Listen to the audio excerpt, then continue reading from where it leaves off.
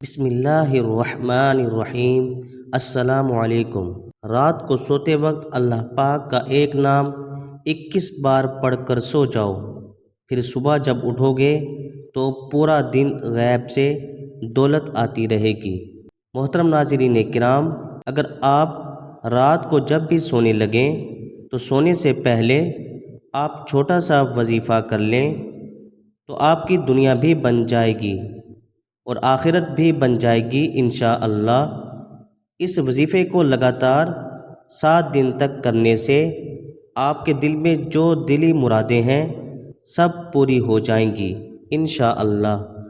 اگرچہ آپ کی دلی حاجت جائز ہوئیں تو کوئی بھی آپ کی حاجت کو روک نہیں سکے گا، کیونکہ دینے والی ذات ایک ہے، وہ میرا اور آپ سب کا اللہ کریم ہی ہے، جو جب بھی اور جس کو بھی دیتا ہے خوب سے خوب تر ہی دیتا ہے۔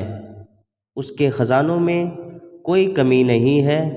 اس مبارک مہینے کے اس بابرکت دن میں آج آپ کی خدمت میں ایک ایسا وظیفہ لے کر حاضر ہوا ہوں کہ اگر رات کو سوتے وقت آپ نے اللہ پاک کا صرف ایک نام صرف 7 بار پڑھ لیا اور اس کے فوراً بعد آپ سو گئے تو انشاءاللہ العزیز صبح جب آپ اٹھو گے تو پورا دن غیب سے آپ کی مدد نصرت ہوتی رہے گی، آپ کو بے شمار دولت ملتی رہے گی انشاءاللہ، کیونکہ ہمارا یہ ایمان ہے کہ اللہ کے خزانے میں کسی چیز کی کمی نہیں ہے، اور اللہ تعالیٰ جسے چاہے ہمارے لیے ذریعہ بنا دے یا جسے چاہے غیبی مدد کر دے، جسے چاہے بے حساب رزق دے اور جسے چاہے تھوڑا دے۔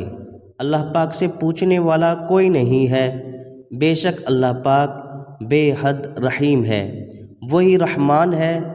تو یہ جو قیمتی عمل آج آپ کو بتانے جا رہا ہوں، اس کے کرنے کا ایک خاص طریقہ بھی ہے جو میں آپ کو بتاؤں گا۔ تو اگر آپ اس وظیفے کو میرے بتائے ہوئے طریقے سے اچھی طرح کر لیتے ہیں تو انشاءاللہ اللہ پاک آپ کی بھی ایسی غیبی مدد کرے گا کہ آپ حیران ہو جائیں گے۔ اگر آپ بھی دولت کو لے کر پریشان ہیں تو انشاءاللہ آپ کے تمام تر پریشانیاں اور تمام تر مسئلے مسائل دور ہو جائیں گے۔ اگر آپ کے پاس کوئی سواری نہیں ہے اور آپ نے گاڑی خریدنی ہے، اپنا ذاتی گھر نہیں ہے اور خود کا گھر خریدنا چاہتے ہیں لیکن پیسوں کی شدید کمی ہے، اور پھر پیسوں کی کمی کی وجہ سے ہی آپ گھر خرید نہیں پا رہے ہیں، بہت عرصہ گزر گیا ہے لیکن آپ پھر بھی کرائے کے گھر میں رہ رہے ہیں، یا گھر میں جوان بیٹیاں بیٹھی ہیں لیکن آپ کے پاس ان کی شادی کے لیے پیسے نہیں ہیں، تو انشاءاللہ اس وظیفے کی برکت سے اللہ پاک آپ کے لیے ایسے ایسے ذریعہ بنائے گا، ایسے ایسے نئے راستے نکالے گا کہ آپ خود ہی حیران رہ جائیں گے کہ یہ دولت آخر آ کہاں سے رہی ہے، کیونکہ یہ میرے اللہ کی طرف سے وعدہ ہے کہ رزق دینے والی ذات وہی ہے، اور بے شک وہی ہر چیز پر قادر ہے۔ اللہ تعالیٰ کے ہی پاس ہر چیز کا اختیار ہے۔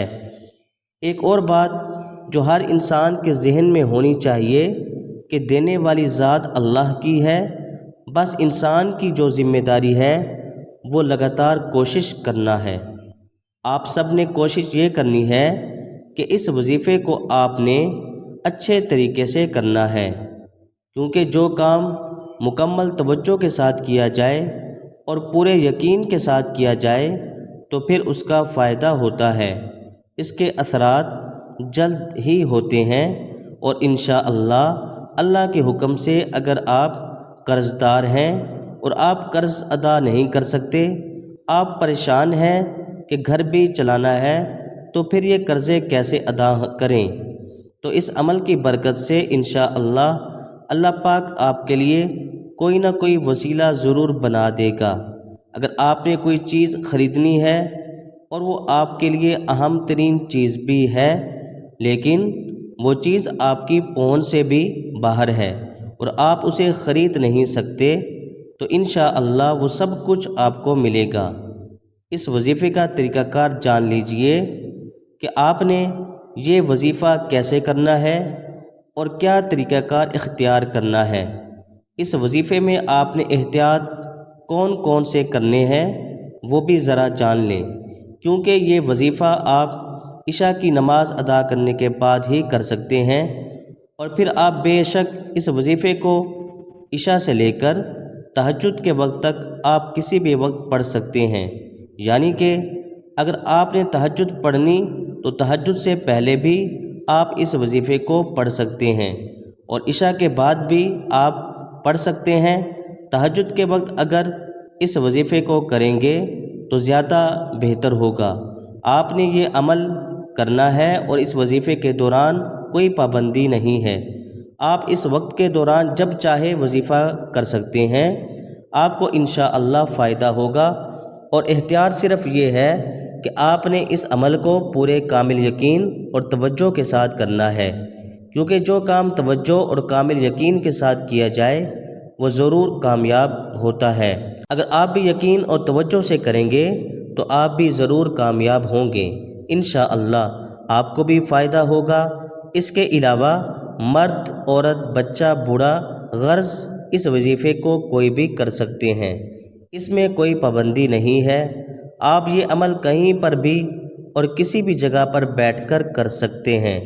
آپ نے پڑھنا یہ ہے، سب سے پہلے اعوذ باللہ من الشیطان الرجیم، بسم اللہ الرحمن الرحیم۔ یہ اس وظیفے کا لازمی حصہ ہے۔ آپ نے 11 مرتبہ اچھے طریقے سے پڑھنا ہے۔ اس کے بعد آپ نے اول و آخر 7 مرتبہ درود پاک پڑھنا ہے۔ درود پاک آپ نے ابراہیمی پڑھنا ہے۔ درود پاک میں آپ کو اچھی طرح سے دہرا دیتا ہوں، اللہم صلی علی محمد وعلی آل محمد کما صلیت علی ابراہیم وعلی آل ابراہیم انک حمید مجید، اللہم بارک علی محمد وعلی آل محمد کما بارکت علی ابراہیم وعلی آل ابراہیم انک حمید مجید۔ پھر اس کے بعد اللہ پاک کا ایک صفاتی نام آپ نے پڑھنا ہے، وہ آپ پہلے اچھے طریقے سے جان لیں۔ اللہ پاک کا یہ نام یا رزاق ہے۔ آپ نے 11 بار پڑھنا ہے، یا رزاق، یا رزاق، کیونکہ رزق دینے والا اللہ ہی ہے اور وہی اس کے حصول کے اسباب بھی پیدا فرماتا ہے، لیکن دنیا میں رزق کا حصول کسی نہ کسی وسیلے سے ہی ہوتا ہے۔ قرآن پاک میں اسم مبارک رزاق متعدد مرتبہ آیا ہے، اور اللہ نے خود خیر الرازقین کہا ہے، یعنی بہترین رزق عطا کرنے والا۔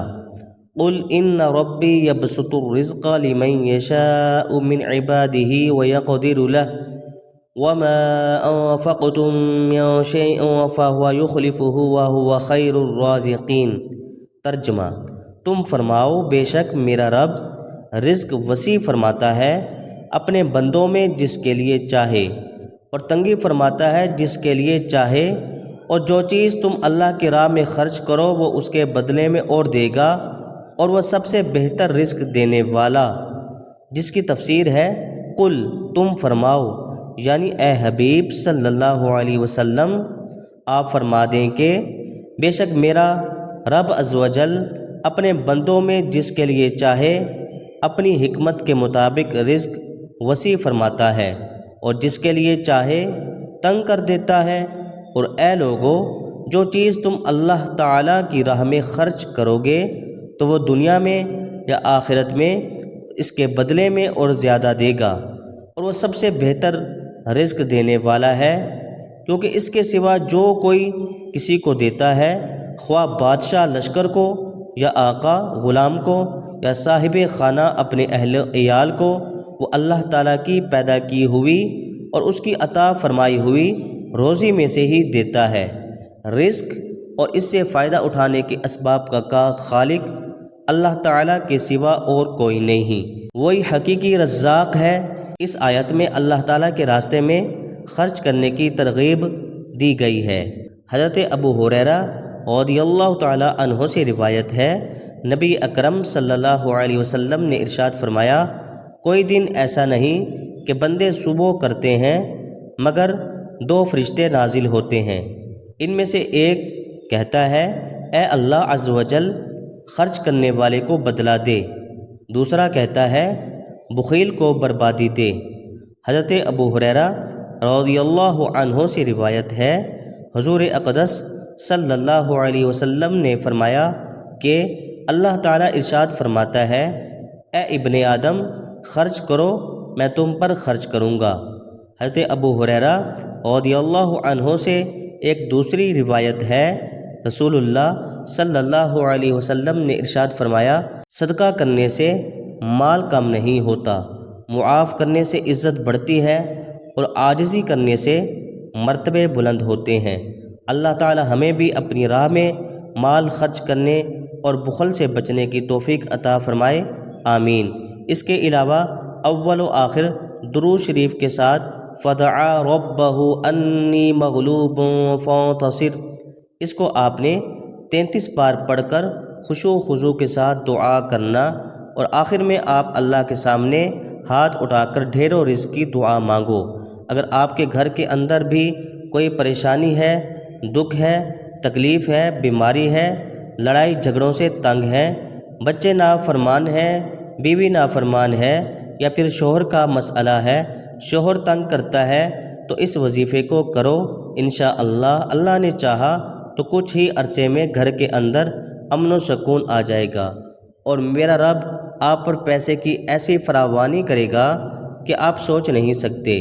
یہ انتہائی مجرب اور طاقتور وظیفہ ہے۔ یہ وظیفہ قرآن کا وظیفہ ہے، اور میرے نبی حضرت محمد مصطفیٰ تاجدار نبوت صلی اللہ علیہ وسلم کے پاک فرمان کا مفہوم ہے کہ جب بھی کوئی مشکل آئے اس قرآن کو پڑھو، سینے سے لگاؤ، اللہ پاک آنے والی تمام مشکلات کو آسان فرما دے گا۔ اللہ پاک ہم سب کو عمل کی توفیق عطا فرمائے۔ اللہ پاک اس وظیفے میں کی گئی کمی کوتاہی کو معاف فرمائے، اور ہم سب کو پکا اور سچا مسلمان بنائے۔ اپنی دعاؤں میں ہمیں اور تمام مسلمانوں کو بھی ضرور یاد رکھنا۔ اللہ ہم سب کا حامی و ناصر ہو۔ اللہ حافظ۔ السلام علیکم ورحمۃ اللہ وبرکاتہ۔